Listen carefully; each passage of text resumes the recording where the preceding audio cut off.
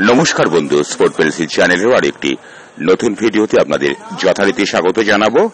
আমি আশা করব আমার কমেন্ট সেকশনে যে বা যারা জয় ইস্ট বেঙ্গলের নামে জয়ধ্বনি করেন, ইস্ট বেঙ্গল ক্লাব হারুক বা জিতুক, আমাদের মাতৃসাময়িক ক্লাবের জয়ধ্বনি যে বা যারা করবে না তাদেরকে আমি কিছুই বলবো না, যারা করেন তাদেরকে স্বাগত জানাই। আর একটা কথা বন্ধু, ভিডিওর নিচে থাকা সাবস্ক্রাইবার বাটনটিকে প্রেস করবেন। এই কারণেই প্রেস করবেন, একটা বৃহত্তর ইস্টবেঙ্গল পরিবার আপনাদের নিয়ে গঠন করতে চাইছি। ইতিমধ্যে প্রায় 12,000 ইস্টবেঙ্গল সমর্থক স্পোর্টস পেন্সিলের ডাকে আহ্বানে সাড়া দিয়েছেন। আপনি কেন ব্যতিক্রম থাকবেন? যদি ইস্টবেঙ্গল সমর্থক হন তাহলে স্পোর্টস পেন্সিল চ্যানেলকে আপনার আশীর্বাদ থেকে বন্ধু বঞ্চিত করবেন না। আসুন, ছোট্ট কাজ, খুব সহজ বন্ধু, এর জন্য কোনো পয়সা করে লাগে না, কিচ্ছু করতে হয় না, শুধু একটু প্রেস করে দিন, হয়ে যান স্পোর্টস পেন্সিল চ্যানেল তথা ইস্টবেঙ্গল একটা বৃহৎ পরিবারের অন্যতম গুরুত্বপূর্ণ সদস্য। এবার চলে আসবো ভিডিওর একদম মূল প্রসঙ্গে, যেখানে কোচ কার্লোস কুবারদার ম্যাজিক নিয়ে কথা বলার আগে আমি কয়েকটা কথা আপনাদেরকে তুলে ধরতে চাই। যদি এই মুহূর্ত থেকে ইস্টবেঙ্গল ক্লাব একটাও ম্যাচ না জেতে, যদি কোনো ট্রফি না পায়, তবুও কোচ কার্লোস কুবারদার ইস্টবেঙ্গল জনতার মনের গভীরে চিরস্থায়ী আসনে তিনি অবশ্যই থাকবেন। তার কারণ, একটা হতাশাগ্রস্ত, বিষাদগ্রস্ত দলকে তিনি স্বপ্ন দেখাতে পেরেছেন। সেই দলটাকে তিনি একটা অন্য পর্যায়ে নিয়ে গেছেন, স্বপ্নকে তিনি বাস্তব করে দেখিয়েছেন। তাই কোচ কার্লোস কুবারদার আমাদের ইস্টবেঙ্গল জনতার মনে চিরস্থায়ী আসন লাভ করবেন। আমি তার গুণমুগ্ধ। ইস্টবেঙ্গল কোচ কোনো একদিন অন্য কেউ ছিলেন, আজ কোচ কার্লোস কুবারদার আছেন, আগামী দিনে অন্য কেউ হবে। এটা স্বাভাবিক ব্যাপার। কোচ বদলায়, ফুটবলার বদলায়, কিন্তু সমর্থক বদলায় না। আমি সেদিনও ছিলাম ইস্টবেঙ্গল সমর্থক, আজও আছি ইস্টবেঙ্গল সমর্থক। জীবদ্দশায় ইস্টবেঙ্গল ছাড়া অন্য কোন দলকে সমর্থন করা তো আমার পক্ষে সম্ভব নয়। তবুও প্রশ্ন ওঠে, কেন কোচের সমালোচনা করছি? আমি যাকে ভালোবাসি, যার কাছ থেকে আমি প্রত্যাশা করি, যিনি আমাকে স্বপ্ন দেখিয়েছেন, যিনি প্রত্যাশা পূরণ করিয়েছেন, তার কাছ থেকে আমি অনেক কিছু আশা করতে পারি। যদি সেটা না পাই, আমি তার সমালোচনা করব। যাকে ভালোবাসি, যদি ছোট হয় তাকে শাসন করব, তার সমালোচনা করব। ভালোবাসার প্রাথমিক শর্তটাই হচ্ছে একটা ব্যক্তির ত্রুটি বিচ্যুতিকে তুলে ধরা। এটাই হচ্ছে মঙ্গল কামনা, প্রশ্রয় দেওয়া কোনো মতে নয়। সুপার লিগ আমরা জিতেছি, সুপার কাপ সেটা এখন অতীত বন্ধু।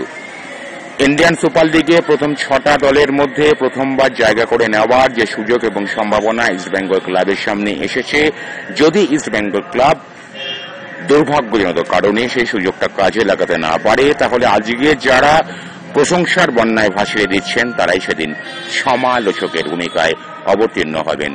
অনেক বসন্ত পেরিয়ে লাল হলুদকে অনেক সমর্থন করে আজকে এই কথাটা বলতে বাধ্য হলাম। আপনারা গুণীজন, শ্রদ্ধেয় মানুষ, আমার জ্ঞান বিচারের বাইরেও আপনাদের জ্ঞান বিচারের পরিধি অনেক ব্যাপক এবং বৃহত্তর। আপনারা আপনাদের মতন বুদ্ধিমত্তার সঙ্গে বিষয়টা বিচার করবেন। আসলে বন্ধু, কোচ কার্লোস কুবারদার একটা সামান্য দলকেও অসামান্য পর্যায়ে নিয়ে যেতে পেরেছিলেন। তিনি প্রত্যেকটা ফুটবলারকে, দলটাকে একটা সূত্রে গাঁথতে পেরেছিলেন। আত্মবিশ্বাসটা তিনি যোগাতে পেরেছিলেন। টিম স্পিরিট, দলগত সংগতি যে কি করতে পারে। সদ্য শেষ হওয়া আফ্রিকান নেশনস কাপে যেখানে আইভরি কোস্ট নাইজেরিয়াকে হারিয়ে তৃতীয়বারের জন্য আফ্রিকান সেরা হলো, ওটা একটা প্রকৃষ্ট উদাহরণ হতে পারে। ইস্টবেঙ্গল ক্লাবও তো তাই করেছে। টানা 8খানা ম্যাচ 3 বছরের বেশি সময় ধরে ডার্বিতে, ডার্বি মানেই ইস্টবেঙ্গলের হার, সেই চালচিত্রটাকে তিনি উল্টে দিতে পেরেছেন।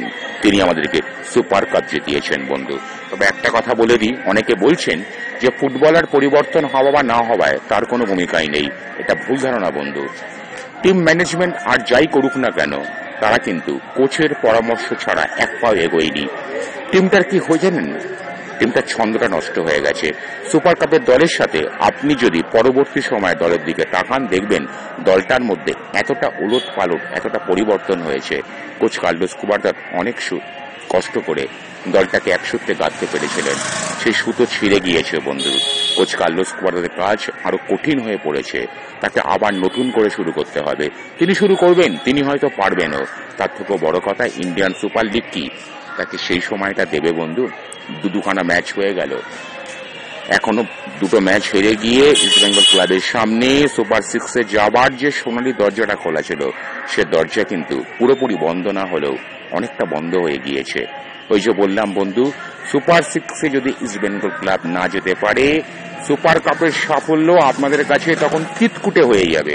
এরই মধ্যে একটা বাস্তব সত্য আমাদের মেনে নিতে হয়, ইস্ট বেঙ্গল ক্লাব কার্যত মিনি হাসপাতালে পরিণত হয়েছে। একের পর এক ফুটবলার চোটগ্রস্ত হয়ে পড়ছেন। ক্রেসপোকে পরের ম্যাচে পাওয়া যাবে না এমন দুজন মূল্যবান ফুটবলারকে, লালচুনক এবং নাওরে মহেশ সিংকে। বুঝতে পারছেন ইস্ট বেঙ্গল ক্লাবের গতি প্রকৃতি এই মুহূর্তে কোন জায়গায় এগুচ্ছে।